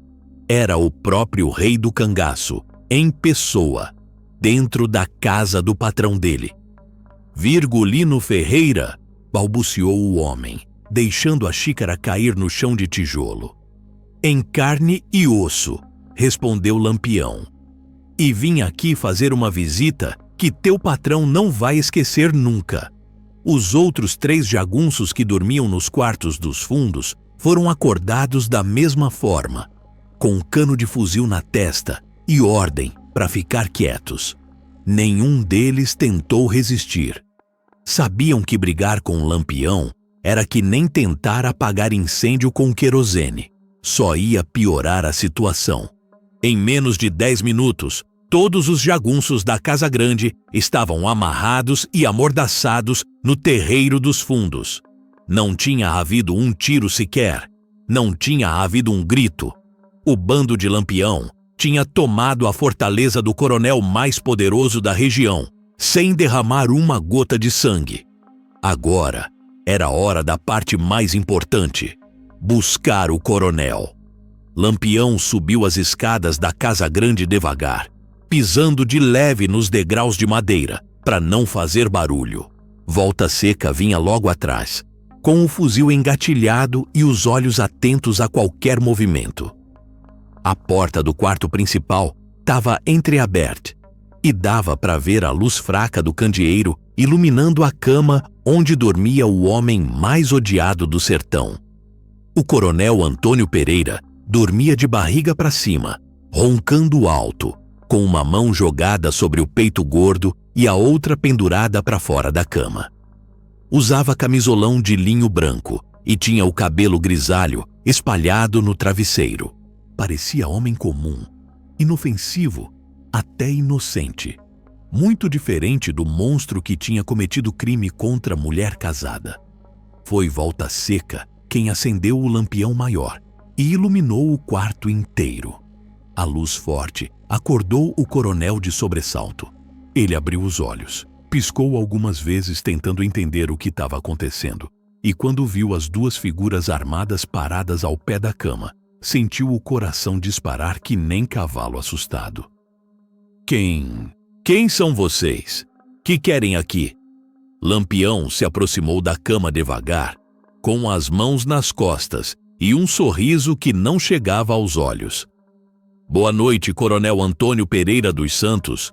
Permita que eu me apresente. Meu nome é Virgulino Ferreira, mas o povo me conhece por outro nome. O coronel ficou branco que nem lençol de defunto. Conhecia aquele nome, conhecia aquela fama, conhecia as histórias que corriam sobre o rei do cangaço. Tentou se levantar da cama, mas Volta Seca apontou o fuzil para ele. Melhor ficar aí mesmo, coronel. A conversa vai ser rápida. Lampião, que foi que eu fiz para merecer essa visita? Ah, o senhor sabe muito bem o que fez. E hoje chegou a hora de pagar a conta. O medo nos olhos do coronel era palpável. Ele olhava de um cangaceiro para o outro, tentando encontrar alguma chance de escape, alguma forma de negociar, alguma maneira de sair vivo daquela situação. Se é dinheiro que vocês querem, eu posso pagar qualquer quantia. Lampião balançou a cabeça. Não é questão de dinheiro, coronel. É questão de justiça. E justiça não se compra. Foi quando o coronel entendeu que não tinha salvação, que os jagunços dele tinham sido derrotados, que o poder dele não valia nada contra a fúria do cangaço e que ia ter que responder pelos crimes que tinha cometido. A noite tinha fechado sobre a Casa Grande, e com ela, Tinha chegado a hora da verdade. O coronel Antônio Pereira dos Santos, homem que durante décadas mandara em vidas alheias que nem se fossem gado de sua propriedade, agora estava ali tremendo que nem folha seca no vento, usando apenas o camisolão branco e o medo estampado no rosto gordo. Todo o poder, toda a arrogância, toda a prepotência tinham evaporado que nem água em pedra quente. Lampião se aproximou mais da cama, sem pressa, saboreando aquele momento que havia planejado com tanto cuidado. Não era homem de se alegrar com o sofrimento alheio, mas quando se tratava de fazer justiça contra quem abusava dos fracos, sentia uma satisfação profunda no peito. Levante daí, Antônio Pereira. Ou prefere que eu trate o senhor só por Antônio mesmo? Porque para mim, homem que comete crime contra mulher honesta não merece título nenhum. O coronel tentou ainda usar o tom de autoridade que estava acostumado a usar com todos ao redor. Olhe aqui, Lampião. Eu sou homem influente nesta região. Tenho amizade com o governo, com o delegado, com o juiz. Se vocês me matarem, vão ter o exército inteiro atrás de vocês. Volta Seca deu uma risada seca. Coronel, o senhor tá falando com quem? O capitão aqui já enfrentou exército, volante, polícia e até o diabo em pessoa. E nunca correu de ninguém. Lampião ergueu a mão, pedindo silêncio ao companheiro. Queria conduzir aquela conversa do jeito dele, sem pressa, sem nervosismo. Era o momento de quebrar de vez a soberba daquele homem. Antônio, eu não vim aqui para ouvir ameaça. Vim para fazer uma pergunta simples. O senhor lembra de uma quinta-feira do mês passado, quando mandou seus jagunços buscarem a mulher do Firmino? A cara do coronel mudou na mesma hora. O pouco de cor que ainda tinha no rosto sumiu de vez, e ele entendeu que Lampião sabia de tudo. Não tinha como negar, não tinha como inventar desculpa, não tinha como fugir da verdade. Eu não sei do que você está falando. Não minta para mim, Antônio. Mentira é coisa de covarde, e eu já sei que o senhor é covarde mesmo. Então vamos economizar tempo. O senhor tomou à força a mulher de um jagunço seu, homem trabalhador e fiel. Isso é verdade ou não? O silêncio que se fez no quarto era pesado que nem chumbo. O coronel olhava de um cangaceiro para o outro, procurando alguma saída que não existia. Sabia que negar seria pior. Sabia que mentir seria inútil, mas também sabia que confirmar seria assinar a própria sentença de morte. Ela não se importou. Foi de comum acordo. A bofetada que Lampião deu no rosto do coronel ecoou pelo quarto que nem tiro de espingarda. Foi tão forte que derrubou o homem da cama, deixando ele esparramado no chão de tijolo frio. Não insulte minha inteligência, Antônio. Mulher casada e honesta não faz acordo para trair marido com coronel nojento. O senhor usou a força, usou o medo, usou o poder. Confesse logo o que fez. O coronel ficou no chão, com a mão no rosto inchado, sentindo o gosto de sangue na boca. Era a primeira vez na vida que alguém tinha ousado bater nele. A primeira vez que se sentia pequeno, indefeso, à mercê da vontade de outro. Tá bom, tá bom. Foi como você disse. Mas ela era bonita demais para ficar perdida com um jagunço sem futuro. Dessa vez, foi Volta Seca quem não se conteve. Deu um chute no estômago do coronel, que deixou ele encolhido que nem tatu em perigo. Cala a boca, desgraçado! Cada palavra que o senhor fala só piora sua situação. Lampião concordou com a atitude do companheiro, mas fez sinal para ele parar. Queria o coronel vivo e consciente para o que ia acontecer depois. Levante daí, Antônio. Vista alguma roupa porque a gente vai dar um passeio. Passeio? Para onde? Pro terreiro da igreja de Santa Luzia. O senhor vai confessar seu crime na frente do povo todo e receber o castigo que merece. O medo nos olhos do coronel se transformou em desespero puro. Sabia que se fosse levado para o meio da vila, na frente de todo mundo, não teria volta. Sua reputação, seu poder, sua vida como conhecia, tudo acabaria naquela noite. Lampião, eu posso pagar qualquer quantia. Posso dar metade da fazenda. Posso entregar outros criminosos. O senhor não entende mesmo, né, Antônio? Isso aqui não é negócio. É justiça. E justiça não se compra, não se troca, não se negocia. Se paga. Volta. Seca jogou as roupas do coronel na cara dele. Vista isso aí ligeiro, que a noite tá passando e a gente tem compromisso com o povo de Santa Luzia. Enquanto o coronel se vestia com as mãos trêmulas, Lampião explicou o que ia acontecer. O senhor vai confessar na frente de todo mundo o que fez com a mulher do Firmino. Depois, vai receber uma marca na testa, que vai carregar pro resto da vida, por menor que seja esse resto. É para todo mundo ver e lembrar que homem que abusa de mulher honesta não merece respeito. Que tipo de marca? Ferro quente. A mesma dor que o senhor causou na alma dela, vai sentir na própria pele.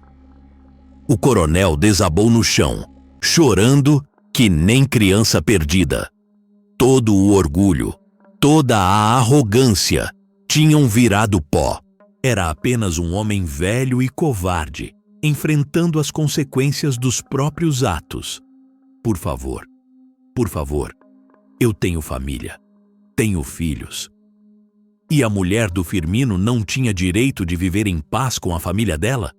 Retrucou Lampião. Agora levante daí e vamos andando. O povo de Santa Luzia está esperando para conhecer o verdadeiro Antônio Pereira dos Santos. Não era mais coronel. Era apenas um criminoso que ia receber o castigo merecido. E quando o galo cantasse anunciando o novo dia, todos no sertão saberiam que mexer com mulher honesta tinha preço alto demais para ser pago. A queda tinha sido completa. E ainda faltava a parte mais dolorosa. O terreiro da igreja de Santa Luzia nunca tinha visto cena igual àquela. Era quase meia-noite quando os sinos começaram a badalar sem parar, acordando toda a vila com o barulho que cortava o silêncio que nem navalha afiada.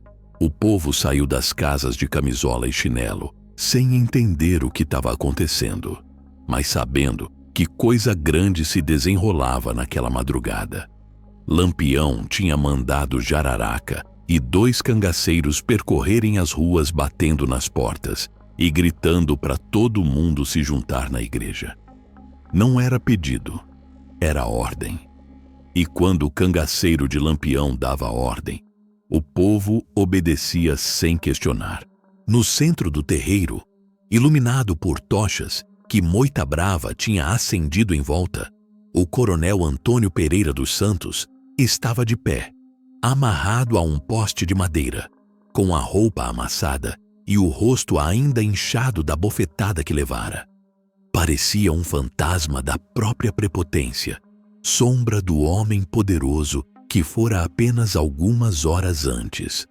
O povo foi chegando aos poucos, em silêncio, com medo, mas também com curiosidade.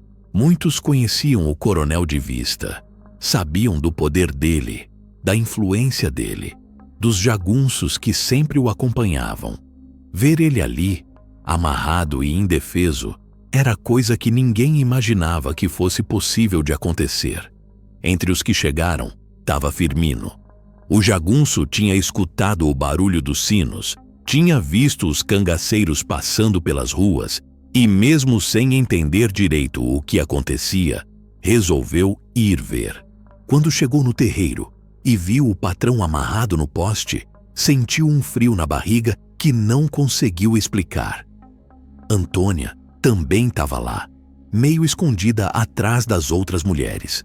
com o xale cobrindo a cabeça e o coração batendo disparado. Algo dentro dela sabia que aquilo tinha a ver com o segredo terrível que carregava há meses. Padre Cícero apareceu na porta da igreja, ainda vestindo a batina por cima da roupa de dormir, tentando entender por que tinha cangaceiro armado no terreiro da sua igreja. Quando viu Lampião de pé ao lado do poste, soube que a noite ia ser longa. Lampião, que significa isso? Por que o coronel está amarrado no meu terreiro? Padre, chegou a hora da verdade aparecer.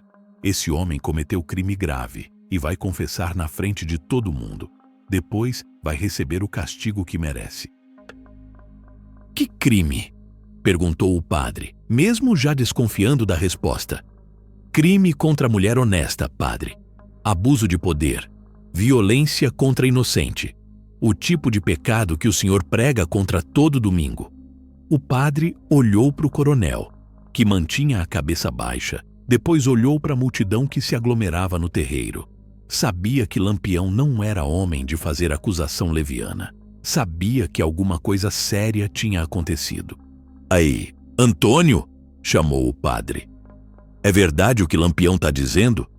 O coronel levantou a cabeça, olhou para o povo todo ali reunido, viu Firmino na multidão sem entender nada, viu Antônia escondida entre as mulheres. Tentou mais uma vez negar. Padre, isso é tudo mentira. Perseguição política. Eles querem tomar minha fazenda. Foi quando Lampião perdeu a paciência. Se aproximou do coronel e falou alto, para todo mundo escutar. Antônio Pereira dos Santos. Na quinta-feira do dia 15 de agosto, o senhor mandou 4 jagunços buscarem Antônia da Silva, esposa do jagunço Firmino, enquanto ele estava viajando a seu mando. O senhor levou ela para Casa Grande e abusou dela contra a vontade dela, usando força e ameaça. Isso é verdade ou mentira? Um murmúrio percorreu a multidão. As pessoas se entreolharam. Algumas sussurraram entre si. Antônia sentiu as pernas fraquejarem e precisou se apoiar na parede da igreja. Firmino ficou paralisado, tentando processar o que acabara de escutar. O coronel tentou mais uma vez negar, mas a voz saiu fraca, sem convicção. Isso não aconteceu. Mentira! Gritou uma voz do meio da multidão. Era Bentão, o jagunço que tinha chefiado o grupo que trouxe Antônia para Casa Grande. Não aguentara mais carregar o peso daquela verdade na consciência. Eu estava lá. Eu vi tudo. Nós trouxemos a mulher de Firmino contra a vontade dela. O coronel mandou e nós obedecemos, mas foi crime sim. O terreiro explodiu em murmúrios, gritos abafados, exclamações de indignação. Outras vozes se juntaram a de Bentão. Zé do Rifle confirmou a história. Totó da Baixa também. Os próprios jagunços do coronel estavam confessando o crime.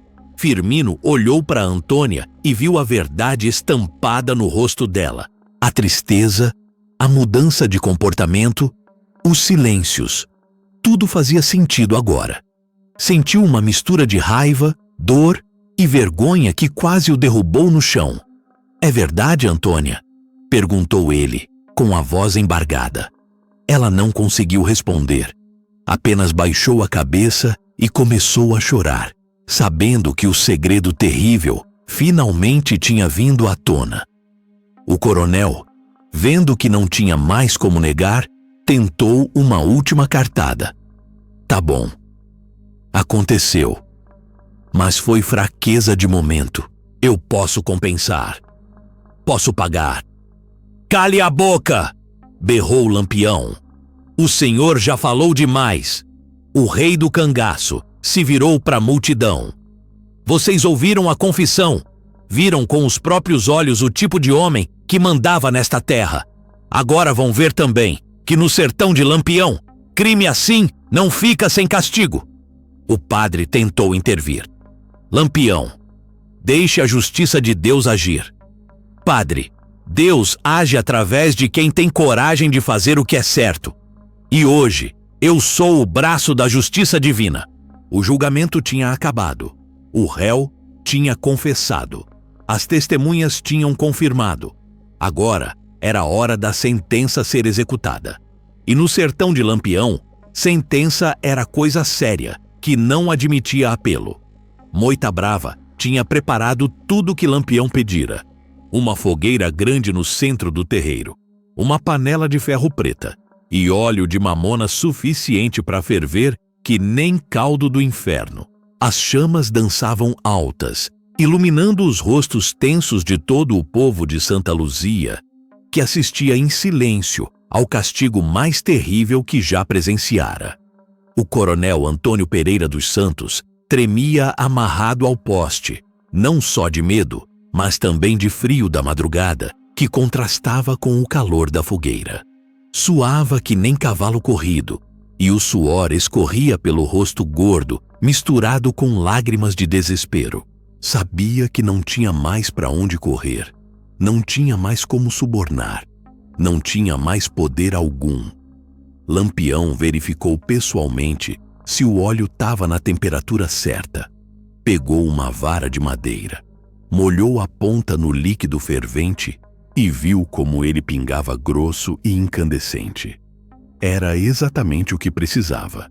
Quente o suficiente para causar dor insuportável, mas não tanto que matasse na hora. O castigo tinha que durar, tinha que marcar, tinha que ensinar. Povo de Santa Luzia, disse Lampião, com a voz alta e clara. Vocês vão presenciar hoje a justiça do cangaço. Não é justiça bonita, não é justiça limpa, mas é justiça verdadeira. Esse homem abusou de mulher honesta, achando que nunca ia pagar pela covardia. Estava errado. O padre Cícero tentou mais uma vez intervir. Lampião, isso é vingança, não é justiça. Deixe Deus castigar no tempo dele. Padre, se eu esperasse Deus castigar todo coronel desgraçado, o sertão ia virar terra de perdição total. Às vezes, a mão de Deus precisa de ajuda da mão do homem. Firmino se aproximou do local onde ia acontecer o castigo. Ainda estava processando tudo o que tinha descoberto. A traição não era traição porque tinha sido feita à força. O sofrimento da mulher, a covardia do patrão que ele respeitava. Olhou para o coronel com uma mistura de ódio e nojo. Firmino, chamou Lampião. Chegue mais perto. O senhor foi a vítima maior dessa desgraça. Quer dizer alguma coisa antes do castigo? O jagunço parou bem na frente do coronel. Olhou nos olhos do homem que tinha destruído sua felicidade e falou com a voz embargada de emoção. Coronel, eu servi o senhor com lealdade por 10 anos. Nunca questionei ordem, nunca faltei com respeito, nunca traí a confiança. E o senhor pagou minha fidelidade destruindo minha família e desonrando minha mulher. Agora, aguente as consequências.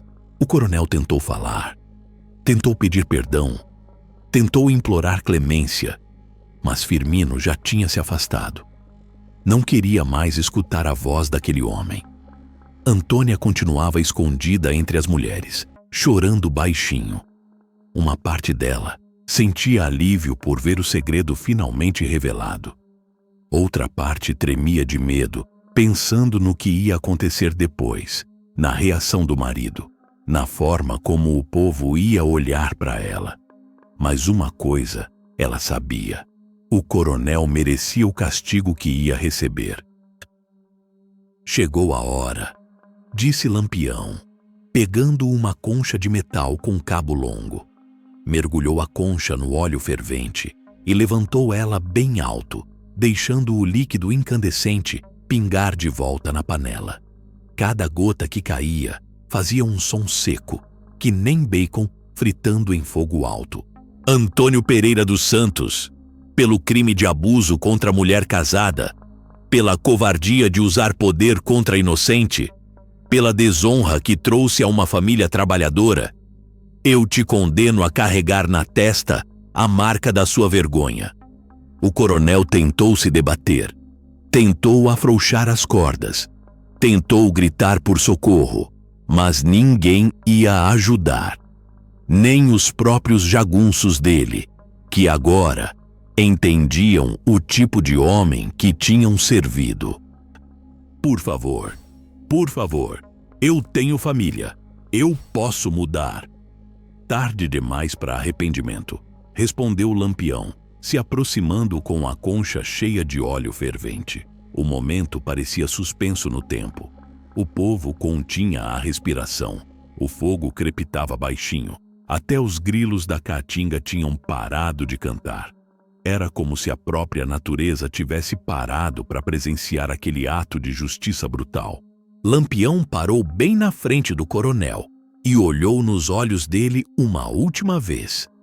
Essa dor que o senhor vai sentir agora é só um pedacinho da dor que causou na alma de Antônia. Lembre disso cada vez que olhar no espelho pelo resto da vida. E derramou o óleo fervente na testa do coronel. O grito que saiu da garganta de Antônio Pereira dos Santos ecoou pela vila inteira, subiu para os céus, assustou os bichos da caatinga léguas de distância. Era grito de dor pura, de sofrimento que parecia não ter fim, de quem descobria que toda ação tem consequência. A pele da testa do coronel chiou que nem carne na brasa, formou bolhas na hora, e o cheiro de queimado se espalhou pelo terreiro. Ele desmaiou de dor, mas Volta Seca jogou água fria no rosto dele para acordar. Não vai escapar dormindo, não, disse o cangaceiro. A marca estava feita, para sempre. Uma cicatriz em formato irregular que cobria toda a testa, que ia ficar ali para o resto da vida como lembrança do crime cometido. O castigo estava aplicado, a justiça estava feita, e o sertão nunca mais ia esquecer o que aconteceu naquela madrugada no terreiro da igreja de Santa Luzia. O óleo tinha fervido, e com ele a alma de todos que presenciaram a vingança de Lampião. O coronel Antônio Pereira dos Santos estava desacordado quando Lampião mandou cortar as cordas que o prendiam ao poste. O corpo dele desabou no chão de terra batida do terreiro, como saco de farinha furada, com a testa ainda fumegando e o cheiro de carne queimada pesando no ar que nem incenso do diabo. Volta Seca jogou mais água fria no rosto do homem para acordar ele. Quando o coronel abriu os olhos, a primeira coisa que sentiu foi a dor lancinante na testa, como se tivessem enterrado ferro em brasa na cabeça dele. Tentou levar a mão ao ferimento, mas Jararaca segurou o braço dele. Não mexe não, coronel. Deixa a marca secar direitinho. É para durar a vida toda. Lampião se abaixou ao lado do homem caído e falou baixinho, só para ele escutar. Antônio, o senhor vai viver. A marca vai cicatrizar. A dor vai passar. Mas toda vez que alguém olhar para o senhor, vai lembrar do crime que cometeu, vai carregar a vergonha na testa para o resto da vida. O coronel tentou falar, mas da garganta dele só saía gemido de dor. O óleo tinha queimado fundo, tinha deixado uma ferida feia que ia deixar cicatriz permanente em formato irregular, impossível de esconder ou disfarçar. E tem mais uma coisa, continuou Lampião. Se eu souber que o senhor fez algum mal ao Firmino, ou a Antônia, se tentou se vingar de qualquer forma, eu volto aqui. E da próxima vez não vai ser só óleo na testa, não. Vai ser bala no coração. O rei do cangaço se levantou e olhou para a multidão que ainda assistia tudo em silêncio. Era hora de mandar o recado que tinha vindo dar. A mensagem que queria que corresse por todo o sertão nordestino. Povo de Santa Luzia, olhem bem para esse homem. Vejam o que acontece com quem abusa de mulher honesta. Não importa se é coronel, se é rico, se tem jagunço, mexeu com o inocente. vai pagar o preço. Padre Cícero, que tinha assistido tudo calado, se aproximou. Lampião, o que o senhor fez aqui hoje vai ter consequência. O governo vai mandar volante atrás de vocês. Tá, padre. Volante já vem atrás da gente mesmo. Pelo menos agora vem por um motivo que vale a pena. E se vier, vai encontrar a gente pronto para receber. Firmino ainda estava parado no mesmo lugar, olhando para o antigo patrão caído no chão, tentando processar tudo o que tinha acontecido. Lampião se aproximou dele. Firmino, o senhor não trabalha mais para esse homem. Pega sua mulher e suas coisas e sai dessa fazenda hoje mesmo. Se quiser, pode vir comigo. Cangaceiro honesto sempre tem lugar no meu bando. E se eu não quiser ser cangaceiro? Aí o senhor pega uma carta minha de recomendação e vai procurar Coronel Joaquim Mendes, lá pros lados de Cajazeiras. É homem direito, vai dar trabalho honesto pro senhor. Mas longe daqui, que essa terra tá amaldiçoada. Firmino agradeceu com um aceno de cabeça. Ainda não conseguia falar direito, com a garganta apertada de emoção. Olhou pro lado onde Antônia estava e acenou para ela se aproximar. Quando a mulher chegou perto, com os olhos vermelhos de tanto chorar, Firmino a puxou para um abraço apertado. Antônia, eu não sabia de nada. Me perdoe por não ter protegido você. Não foi culpa sua, Firmino. Você estava longe. Não tinha como saber. Agora acabou. A gente vai embora daqui e começar vida nova em outro lugar. Lampião observou o reencontro do casal com satisfação. Era para isso que fazia justiça, para que os bons pudessem viver em paz e os ruins pagassem pelo mal que causavam. Moita Brava se aproximou do capitão. Lampião, a gente fica mais tempo ou já pode sair? Já pode preparar os cavalos. A missão aqui está cumprida. Mas antes, quero deixar um recado bem claro. Lampião subiu no poste onde o coronel tinha ficado amarrado e gritou alto para todo o povo escutar. Pessoal de Santa Luzia, levem essa história para todo canto. Contem para os vizinhos, contem para os parentes, contem para os estranhos que encontrarem na estrada. Lampião não tolera abuso contra a mulher honesta. Quem mexer com o inocente vai ter que se explicar comigo. A multidão murmurou, concordando. Sabiam que aquela história ia correr por todo o sertão. Ia ser contada e recontada. Ia virar lenda que passaria de pai para filho. E vocês, coronéis que estão me escutando, continuou Lampião, sabendo que suas palavras iam chegar aos ouvidos de outros poderosos da região, anotem bem. Poder não dá direito de fazer mal aos outros. Rico não é melhor que pobre. E quem abusar dos fracos vai encontrar Lampião no caminho. Dito isso, ele desceu do poste e caminhou em direção ao cavalo que Volta Seca estava segurando. Antes de montar, olhou mais uma vez para o coronel, que continuava caído no chão gemendo de dor. Antônio, o senhor teve sorte que eu tô de bom humor hoje. Coronel que conheci antes que fez coisa parecida, eu matei. O senhor vai viver para contar a história. E para servir de exemplo, montou no cavalo e fez sinal para os companheiros. Era hora de partir. A justiça tinha sido feita, o recado tinha sido dado, e o sertão nunca mais seria o mesmo depois daquela noite. Quando o bando de Lampião sumiu na escuridão da Caatinga, o povo de Santa Luzia ficou no terreiro, olhando para o coronel marcado, sabendo que tinham presenciado história que nunca iam esquecer. O recado tinha sido mandado alto e claro. No sertão de Lampião, crime contra inocente não passava em branco. Nunca. Passaram-se os anos, e a história do coronel, que foi marcado com óleo quente por Lampião, continuou correndo pelo sertão, que nem vento que não cansa nunca de soprar. Era contada nas feiras, nos pousos de viajantes, nas noites de lua cheia, quando o povo se juntava para cochichar sobre os tempos antigos.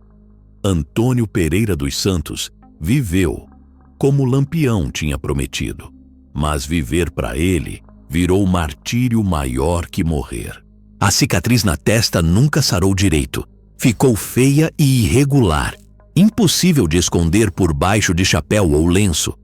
Onde quer que aparecesse, o povo apontava, sussurrava, lembrava do crime e do castigo. A fazenda São Benedito foi definhando aos poucos. Os jagunços foram embora, uns por vergonha, outros por medo de que Lampião voltasse. Os vaqueiros não aguentaram trabalhar para homem marcado. Até o gado parecia mais magro, como se a própria terra tivesse perdido a força depois daquela noite terrível. O antigo coronel virou sombra do que foi. Andava cabisbaixo pelas ruas da vila, evitando olhar nos olhos das pessoas, comprando o necessário ligeiro e voltando para casa grande, que agora parecia assombrada. As mulheres desviavam o caminho quando viam ele chegando. Os homens cuspiam no chão. As crianças corriam. Firmino e Antônia tinham partido de Santa Luzia na mesma semana, levando apenas o que conseguiram carregar numa mala velha e um saco de estopa. Seguiram a recomendação de Lampião e foram procurar Coronel Joaquim Mendes, lá pros lados de Cajazeiras. O novo patrão era homem direito mesmo, como Lampião tinha garantido. Deu trabalho honesto para Firmino, uma casa pequena, mas decente para o casal, e nunca perguntou sobre o passado dos dois. Com o tempo, eles conseguiram se curar das feridas da alma e até tiveram filhos. 2 meninos que cresceram sem saber da história terrível que tinham carregado os pais. Antônia nunca mais foi a mesma mulher de antes, mas aprendeu a sorrir de novo. As cicatrizes da violência que sofreu foram curando devagar, com paciência, carinho do marido e a certeza de que o homem que tinha abusado dela tinha pagado caro pelo crime. Firmino virou vaqueiro respeitado na nova fazenda. Trabalhava duro, falava pouco e de vez em quando recebia viajante que vinha de longe só para escutar dele mesmo os detalhes da noite em que Lampião fez justiça em Santa Luzia. Ele contava a história sem raiva, como quem relata fato antigo que não dói mais. O padre Cícero nunca esqueceu daquela madrugada. Passava horas rezando, tentando entender se o que tinha presenciado era justiça de Deus ou obra do diabo. No final, chegou à conclusão de que era as duas coisas ao mesmo tempo, e que no sertão brabo, às vezes, não dá para separar uma da outra. Bentão, o jagunço que tinha confessado o crime na frente de todo mundo, virou homem diferente depois daquela noite. Largou a vida de jagunço, voltou para a terra natal e passou o resto dos dias trabalhando na roça, dizendo para quem quisesse escutar que tinha aprendido a diferença entre cumprir ordem e ser cúmplice de crime. Zé Sereno, o cangaceiro que tinha levado a notícia até Lampião, ganhou fama de contador de história. Por onde passava, o povo pedia para ele contar sobre a noite do óleo quente. Ele contava com orgulho, explicando como funcionava a justiça do cangaço e por que Lampião era respeitado até pelos inimigos. E Lampião continuou sendo Lampião, correndo a caatinga, enfrentando o volante, protegendo quem precisava e castigando quem merecia. Mas depois daquela noite em Santa Luzia, a fama dele mudou um pouco. Não era mais só o cangaceiro temido e respeitado. Era também o homem que não deixava crime contra mulher honesta passar em branco. A história correu o Nordeste inteiro. Chegou até o Rio Grande do Norte, desceu para o interior da Bahia, subiu para o Piauí e para o Maranhão. Cada vez que era contada, ganhava detalhes novos, mas o centro sempre permanecia o mesmo. Mexer com o inocente no sertão de Lampião era assinar sentença de sofrimento. Outros coronéis da região escutaram a história e entenderam o recado. Muitos que tinham costumes parecidos com o de Antônio Pereira mudaram de comportamento. Não por bondade, mas por medo de acordar uma noite com Lampião parado ao pé da cama. E assim, numa terra onde a lei do governo chegava fraca e torta, o cangaço impôs sua própria lei. Uma lei dura, uma lei violenta, mas uma lei que protegia quem mais precisava de proteção. Anos mais tarde, quando Lampião já tinha virado lenda e os tempos do cangaço tinham passado, os velhos do sertão ainda contavam essa história para os netos. Falavam do coronel covarde, da mulher sofrida, do marido traído e do castigo que veio montado em cavalo ligeiro e carregando justiça no cano do fuzil. Porque no sertão, meu amigo, algumas histórias nunca morrem. Elas viram vento, viram canto, viram reza sussurrada nas noites sem lua. Viram lembrança eterna de que, por mais poderoso que seja o opressor, sempre tem alguém maior pronto para fazer a balança pender para o lado certo. E essa história, que começou com lágrima e terminou com ferro quente, virou mais uma das muitas lendas que correm pela Caatinga. Histórias de dor e vingança que o próprio tempo não consegue apagar. Quem morreu não calou. Virou eco na serra, grito no vento, memória viva que ainda assombra os corações covardes e acalenta os corações justos. Virou mais uma das eternas memórias do cangaço.